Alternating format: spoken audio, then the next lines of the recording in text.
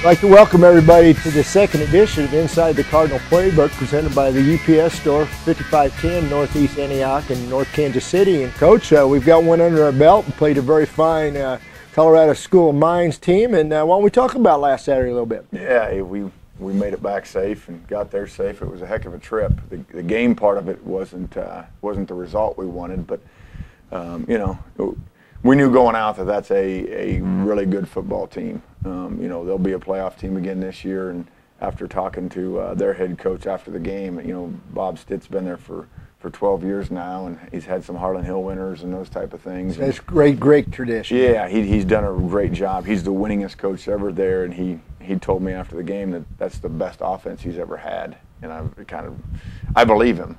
They were pretty darn good, and they're fifth-year seniors and fourth-year juniors, got after us a little bit.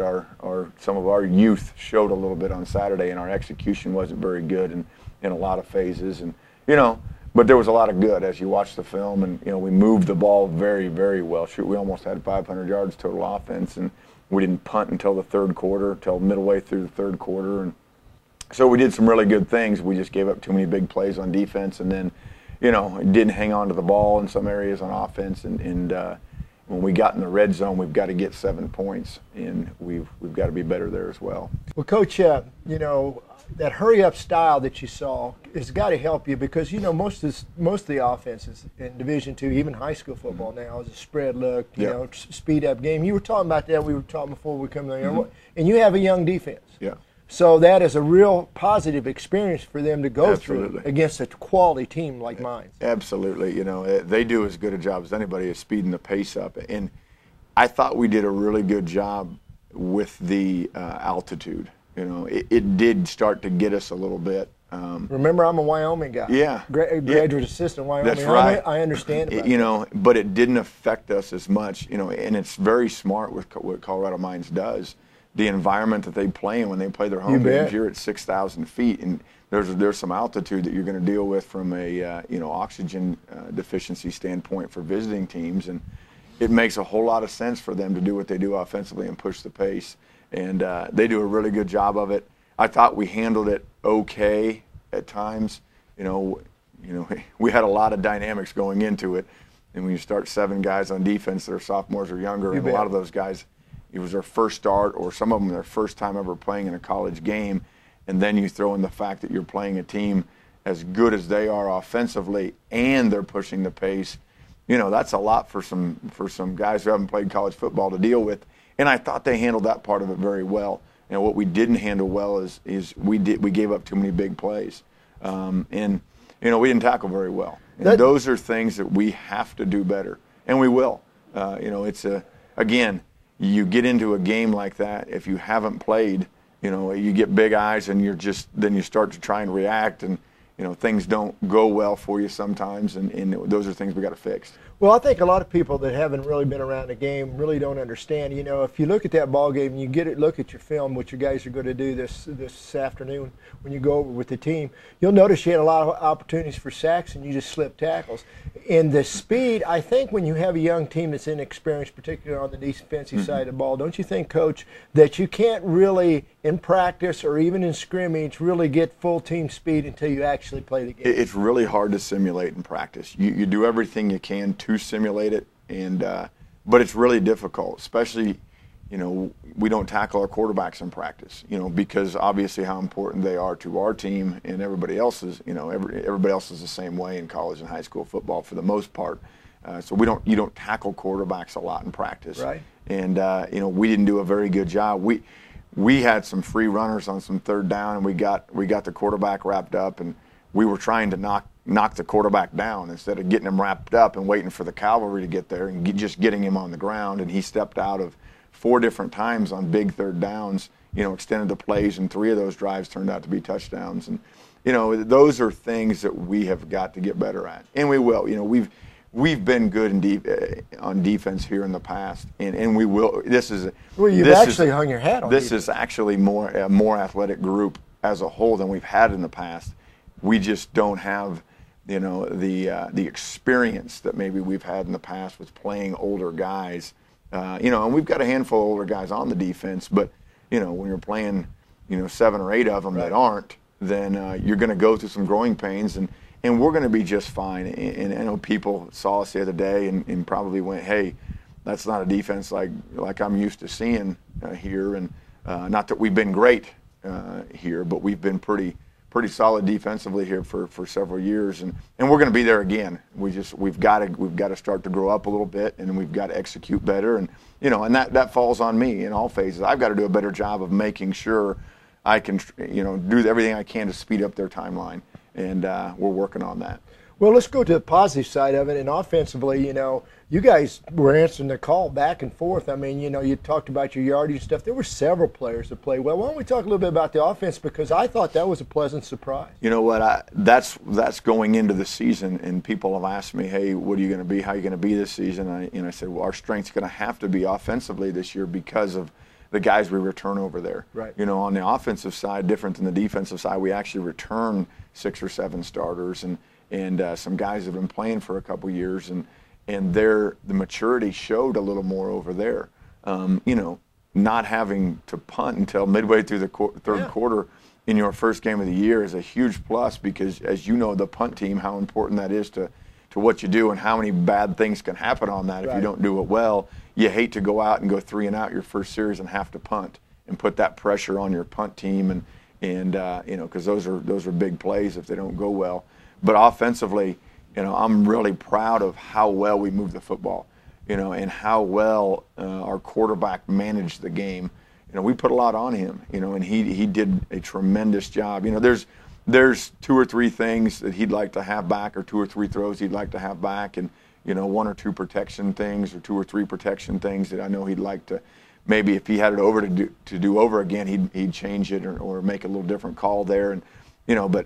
Our offensive coaches have done a very good job, and we've done a very good job of progressing our offense. In our first year, it was, 2-back run game, keep it tight, because we want to keep, we've got to do that because of what we've got. And last year we started to progress a little bit more as the season went on, and it was really good to see on Saturday that, some of those things came to fruition. Now, as I told Rick, and nobody knows this because it was all off the air, he asked me, in the pregame, after we did our little radio spot, hey, off the record, what are you concerned about? And I said, well, to be honest with you, my concerns are probably what you'd think they'd be, starting 7 guys that are sophomore or younger on defense, and just how they're going to react in their first action. And then when we're going to move the football on offense, but when we get the ball in the red zone, we've got to put it in for points. And those are the 2 things that concern me going into it. And those are the 2 things that we didn't execute very well on, and we'll get better at, absolutely. Yeah, you were 2 of 5, I believe, in the red zone. Yeah. From what I, top of my head, I think that's right, isn't it, Coach? And that's something we talked about, and we're getting ready to close this segment. That's something that it's a situation a lot of times that you can't put your finger on. Yeah, well, and we were 2 of 5. One of those was a field goal, and we could have kicked another field goal in the second half. I decided to go for 2 because we had gotten we had gotten a field goal earlier in the game blocked, I decided to go for it on 4th down because we were needing 7 points instead of 3 at the time, and we got to have touchdowns in those situations. We will take from some field goals too, because we've got a guy, that can do it. I'd rather have Warren kick the 45 yarders. We're just on the fringe of the red zone, but when we get the ball inside the 20, we need 7 points, and that's what we're telling our players, and we just got to be better there, and we will. Listen, we played an extremely good football team on the road in our first game, and the points didn't, on the scoreboard didn't look very good at the end. But tell you what, we've got a chance to do some good things this year. Well, we'll talk about next week's opponent and looking to the future, and that's what we're all about here, William Jewell, here in the next section. And those are things you always have in the first game, because, as you know, with players, you tell the front line guys to drop 20 yards before they engage. Well, everything in a game situation sped up. What's my motto? Play to win. What's the key? Logistics. It takes planning. Everybody on the same page. Check this out. This is my playbook. Serious business. Right player, right place, right time. Did it at the UPS store. Bam! High five. Color, pictures, charts, graphics. Nice, huh? I love logistics. It says in the book we should play as a team. Professional color printing. Now at the UPS store. ready for real tropical deliciousness only at Golden Corral. It's our brand new Tropical Island Grill. This is like a tasty trip to the islands. We're talking real island cooking at its best. It's perfectly marinated grilled Key West chicken. It's breaded spicy Cozumel Island shrimp you have to taste to believe. It's grilled Fiji lemon pepper tilapia. It's fire grilled sizzling teriyaki sirloin and much more. It's all part of our endless dinner buffet, still for one amazingly low price, and it's only at Golden Corral. Help yourself to happiness. Before the game or after the game, it's Poor Boy Oil Company for your pre- and post-game food and beverage. ConocoPhillips and BP Amoco Fuels get you to the game, and our large vendors give you great food and beverage choices before or after the game. Our small-town roots and family value philosophies help us to maintain the highest standards in customer service and value. Poor Boy Oil Company. Find us around the Northland, wherever the Cardinals fly.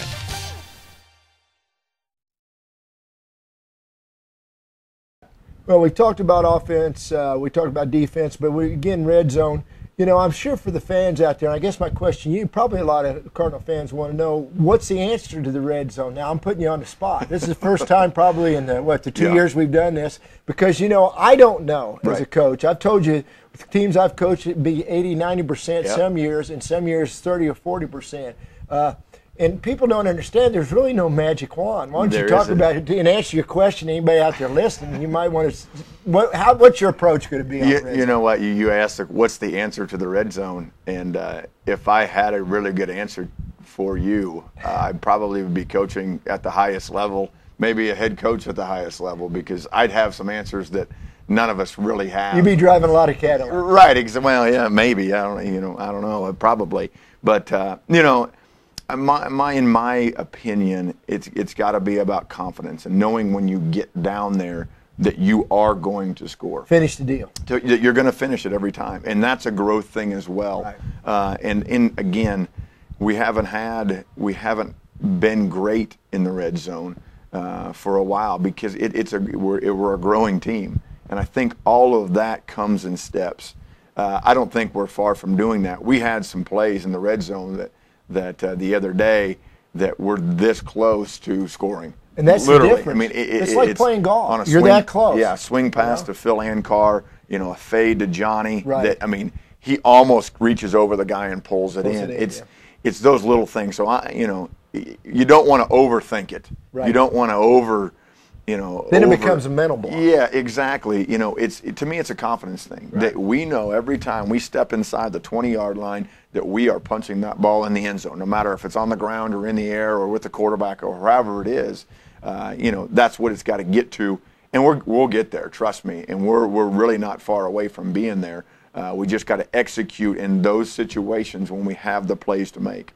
Okay, get off that a little bit in the red zone. Let's talk about your specialty teams. And overall, I think you have to be relatively pleased with what they did. I was, besides one block field goal, and we as we watch the film, we kind of see what happens there. We've got a young freshman in there, and they kind of by happenstance get on top of him and be able to block it on the inside. But besides that, I thought our special teams play was pretty good. There's some things that we're still getting used to on.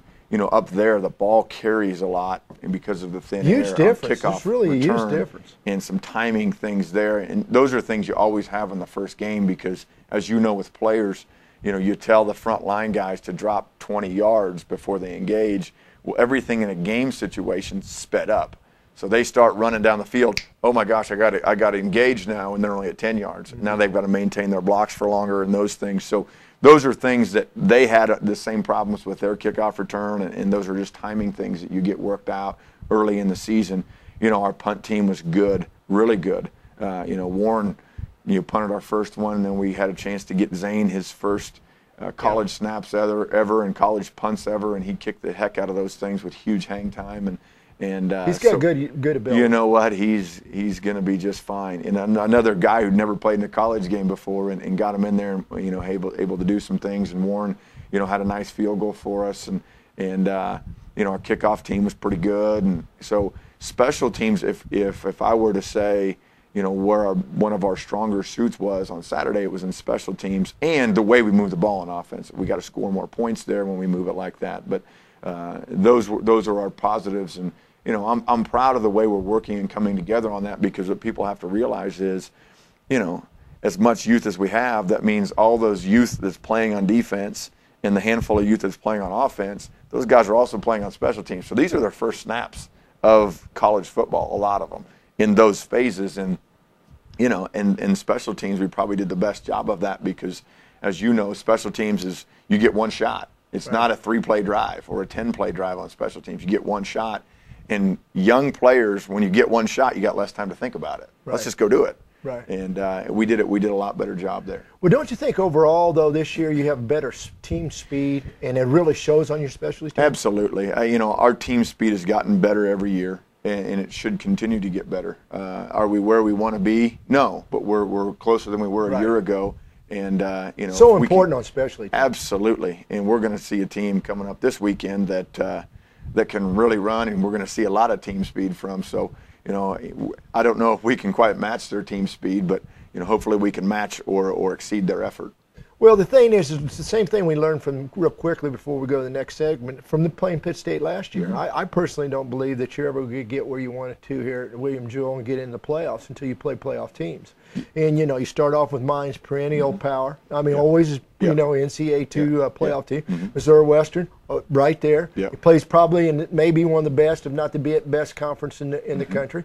And you're playing those teams non-conference, and you're getting ready, and you talk about learning how to play the game at a high rate of speed. When you play the best, you suddenly adjust quicker, and you're actually really more prepared to be able to play as the season goes on. We learned that from Pitt State. Don't you think you'll learn the same thing this coming week? I've got plenty of critics, I'm sure, out there, as we all do, and you've been in the profession, about our scheduling early in the season and just how difficult it is. And, I'm not very smart. I'm a farm kid from Northeast Kansas. I'm not very smart. But, I'm smarter than maybe some people give me credit for. And it's exactly what you just said. Playing really good competition prepares you for a lot of things. And, when we walked off the field with Pittsburgh last year, we knew when we walked off the field we weren't going to see anybody that was quite as talented. And we stepped on in every game after that, knowing that we'd seen the best. And dare to be great. That's what my good friend Kenny Vance says. Dare to be great. You have to. And if you're not, I think you're doing yourself and your team a disservice. And some people take the opposite approach and play teams that have a little different makeup early in the year, and that's okay. That's not where we're at right now. We've got to go play good teams and learn to compete against good teams. So in the end, we know what we're going to be up against. Well, that finishes the second section of Inside the Cardinal Playbook, and we'll get back and we'll talk about next week in Missouri Western. And I understand fans being impatient. Listen, I'm an impatient fan too. When I've got my teams and my teams that I watch and follow, and I'm impatient when their success isn't as quick and immediate as I'd like it to be. Trust me, I get it. So, I'm my own man. I can work from home. I can make meetings, I can make deadlines, I can make proposals, I can remember birthdays, I can entertain clients, I can pay for lunch. Yeah, I can do it 2 o'clock, 3 o'clock, 3:15, I can do anything. Done, on it, yes, taken care of. 50 two-sided bound color presentations by tomorrow, I can do that. How do I do that?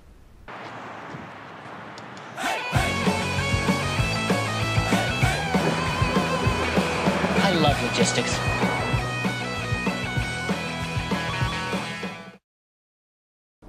Foreclosure, repossession, garnishment. Costello and Farah can fight for you. Are creditors threatening to take your property or your money?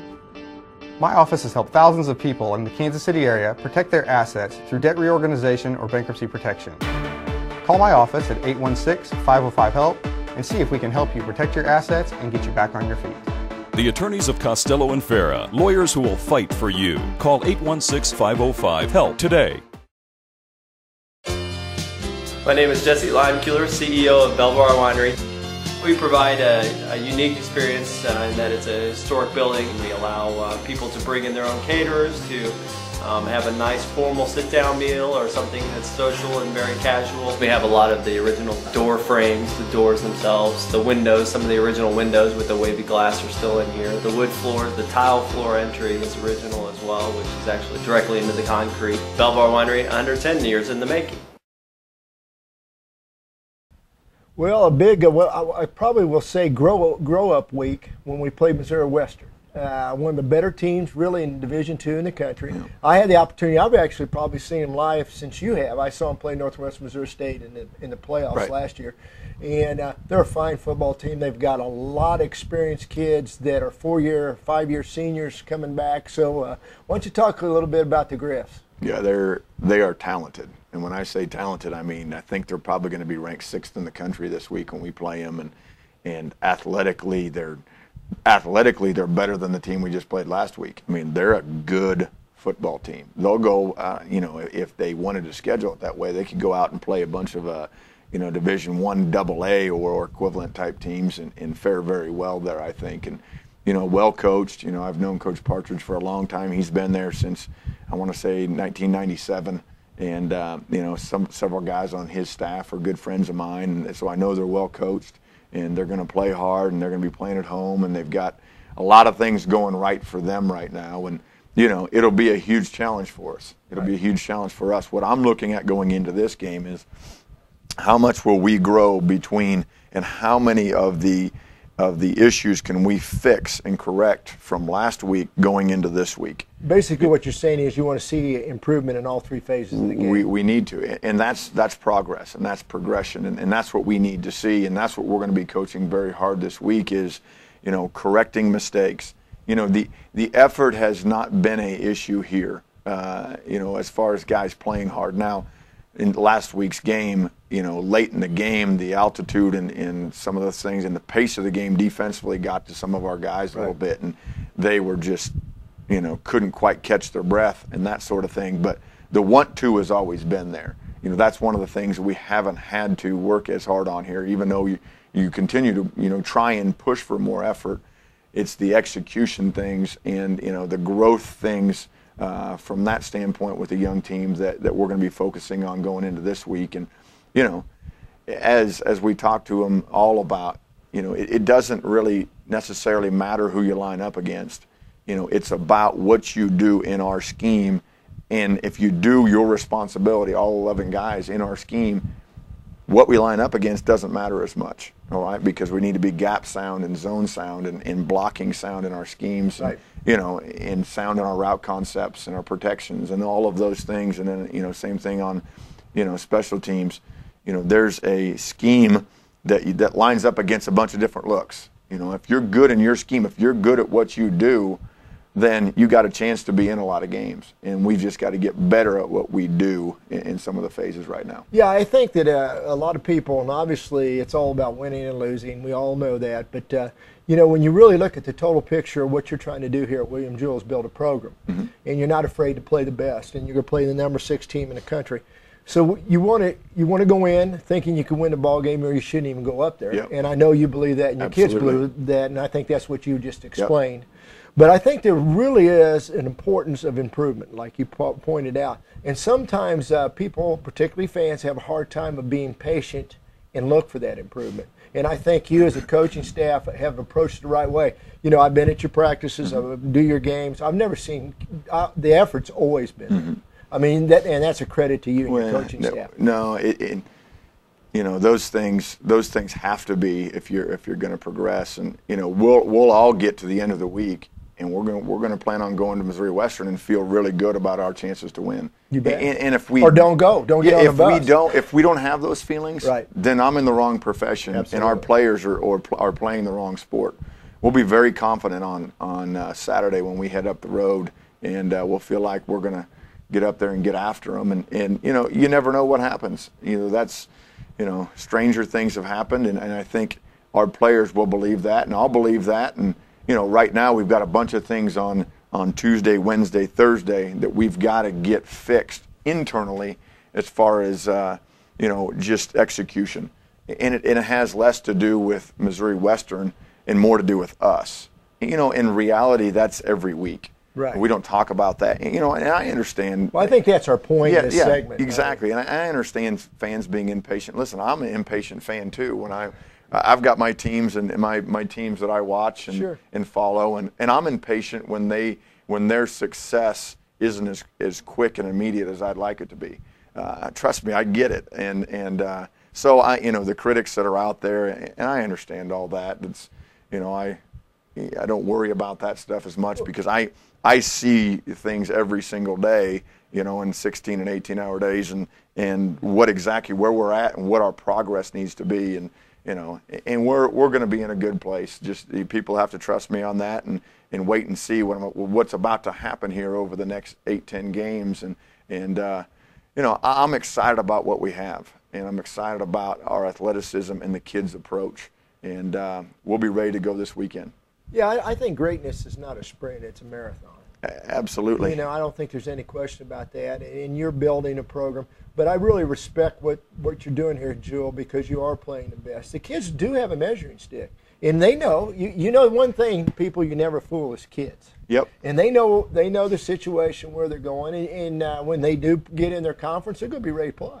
I'd like to think so. You know, we'll start conference play here in a couple weeks. And you know, I really think that our non-conference, you know, if we're 1-1 or you know, because that's the best we could be at this point. Even if we something bad happens this weekend and we're 0-2, you know, I feel good that we're prepared to go into conference play. But you know, hey, let's be honest here. We're all planning to be 1-1 and going into conference play, and we'll be excited about getting up to St. Joe this weekend and seeing the Griffins. This is corporate headquarters. As you can see, I have a unique business. How do I compete with the big boys? Got this fancy business address, a marketing department, a distribution center, got a great team, even a cafeteria. That's mine. From packing and shipping to printing and mailbox services, come into the UPS store for everything a small business needs. I love logistics. We're Shelter Insurance. We know you don't stay in business for more than 60 years unless you treat customers right. We think insurance is better when it relies as much on humanity as it does on technology. And we know what the weather is like in your area because we live in your area. Shelter Insurance. For your auto, home, and life. We're your shield. We're your shelter. Get the insurance coverage you need at the right price. Call Kimberly Sidden today. Well, we're going to play the Griffins at 6 o'clock. Hopefully all the Cardinal fans will be up there. Great facility. The Chiefs, as you well know, the Chiefs have put in a lot of money there, and I was up at practice a couple times. And so it's a great setting, big-time Division II football, quite frankly. And I would invite all the Cardinal fans to come and support the Cardinals up there at 6 o'clock this Saturday. Hope to see you then. Well, that's the end of the second show here of Inside the Cardinal Playbook, presented by the UPS store, 5510 Northeast Antioch Road in North Kansas City.